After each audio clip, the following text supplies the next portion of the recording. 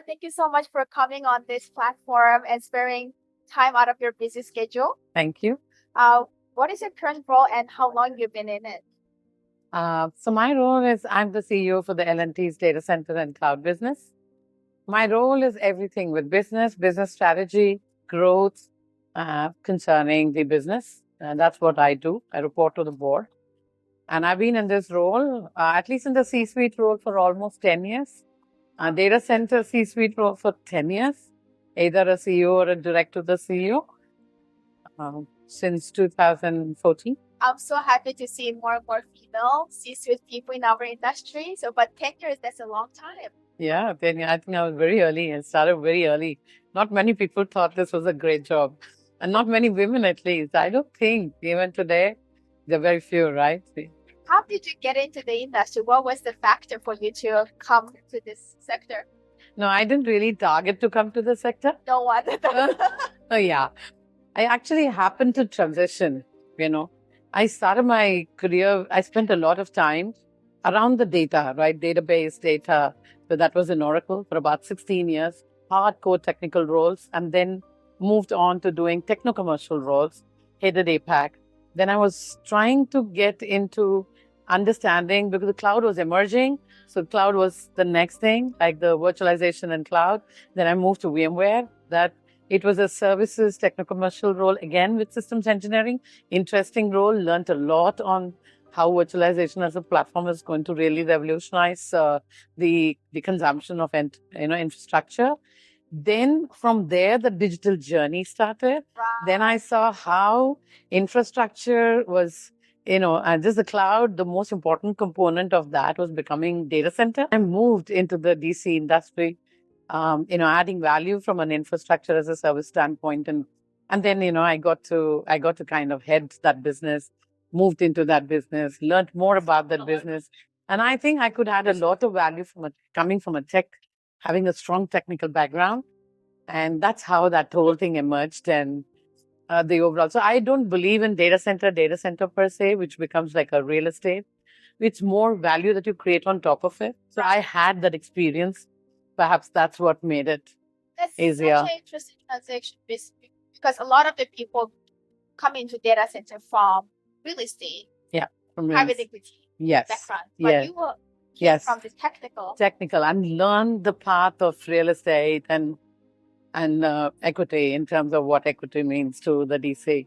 It is so equity and capital intensive, so you have to learn it. It's an asset heavy industry, so you go from a very light to a very heavy. Right. So the transition you make is not just from a technical value creation, but also from a business value creation. So it's like a little different. Fascinating. What motivates you outside of work? What motivates? So let me tell you, everything. The very fact that my personal fulfillment is my biggest motivation. So I do everything. When people say passion, you think that passion is working hard. Really not. Passion is being personally fulfilled with what you do. And that's what motivates me the most. It doesn't matter which industry I'm in, whether I was in software writing code or in technical support supporting customer, or now in a business decision role, more of as a business leader. I do extremely fulfilling for myself from morning to night. That keeps me highly driven and motivated. Great. After a long busy day, you go back home. How do you unwind? Recharge yourself? Yeah. The most important thing is my time with my family. I do spend a lot of time even with my old parents. So that's one thing. I have a lot of creative hobbies. Yes. I'm a very avid bird watcher. Bird watcher? Yeah. So I do that I'm very close to nature. I love being close to nature. I love being in the lap of nature. And where I live, it's really difficult to create that lap of nature. But what I do is I do a lot of gardening. Yeah, I love to talk to my plants. I love to see them in the evening, how they are doing. Yeah, it just makes me really feel good. It doesn't matter any time of the day.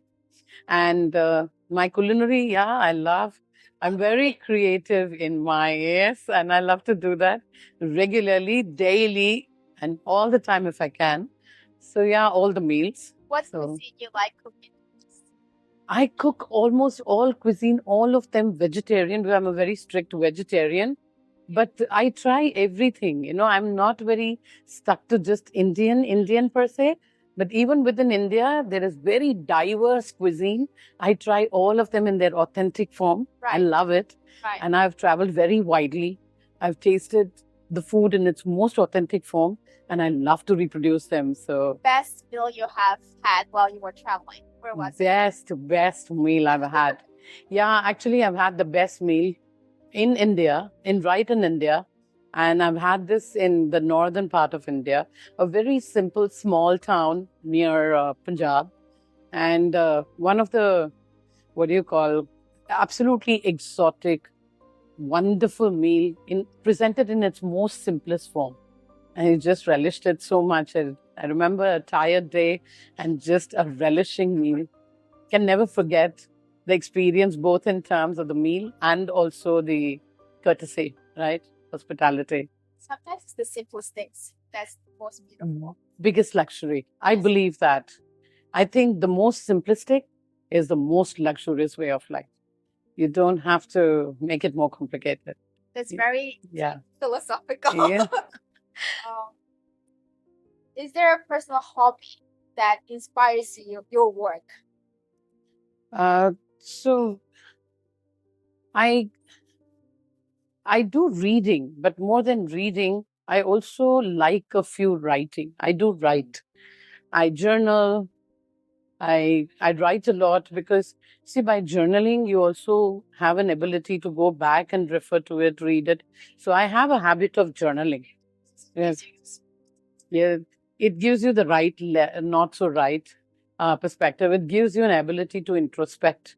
It gives you an ability not to do things that you don't want to do next time. By journaling, it just organizes my thought. My writing skills have gone up dramatically. Because of that? Yes. Thanks to that. Yeah, thanks to that. So yes, I do journaling. And the second thing, the hobby that I told you, I do a lot of bird watching. So whenever I get time, I travel far and wide to see them. This is off the record, but I realized that we have a lot of similarities. Oh, so lovely. We love cooking. I love journaling. You love journaling? Yes. Oh my God. I didn't know you too much. So I was like, listen to you. I'm like, oh my God, same here. But that's very fascinating. What's one book, podcast, or experience that shaped your perspective? So the book, Lean In. I love Sheryl Sandberg's Lean In.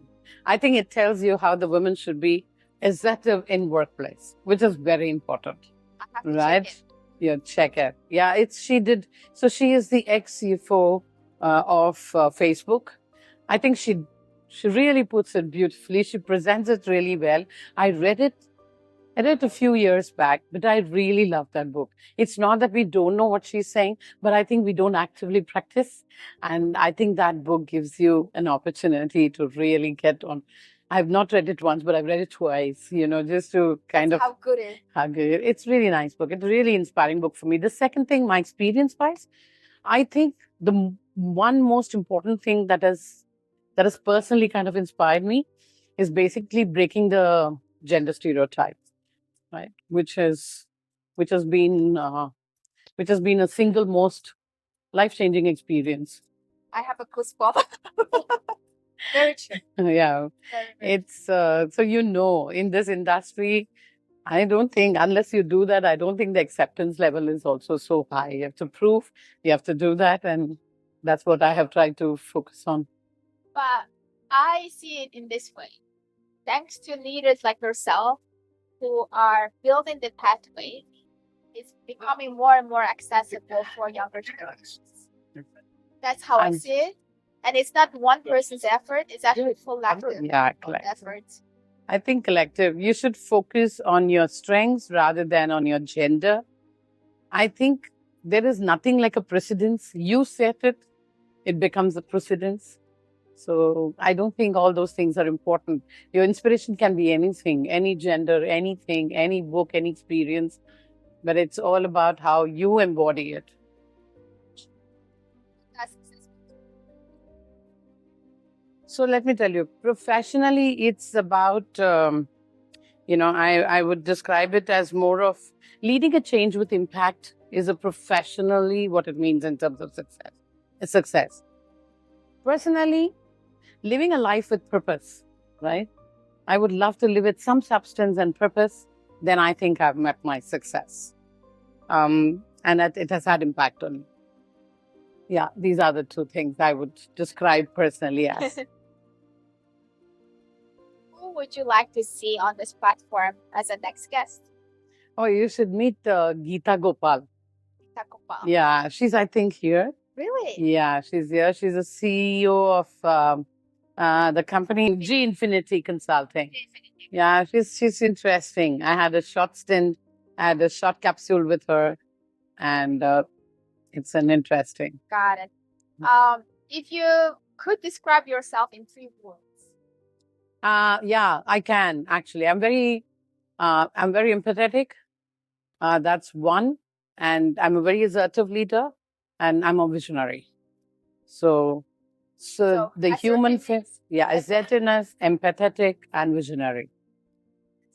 Yes, and that purely, truly embodies me. And who has been a role model for you? Have you ever had a mentor? Yeah, I mentor a lot of people, but yeah, I've had mentors. My biggest role model has been my mother. I think you have to find your role models very early in life. You don't go searching, right? And you find them. My mom, though she had very limited access to education and other things, but I think what she demonstrated as a leadership value, oh my God, you don't have to go and take those lessons in any school. She was absolutely fantastic. And I think she was doing that day in and day out. Ability to take decisions, simple decisions under constraints, not under having everything. Yeah, under constraints. The way she shaped our lives under constraints again. And also the way, even with her limited education, the way she could, the sparks of visionary that used to be there in her. I think she's been the most inspiring person in our lives, not just for me. I hear this from my sister as well. She's adored and she's the most inspiring. She's 81 now. And what I like about her even today, she's active and she does what she can in her capacity without, she has no hesitation, no age, nothing, no bar. And she still continues to do all of that and live such an exemplary life in front of us. So she has been our inspiration. I'm pretty sure that you have adopted a lot of it from her.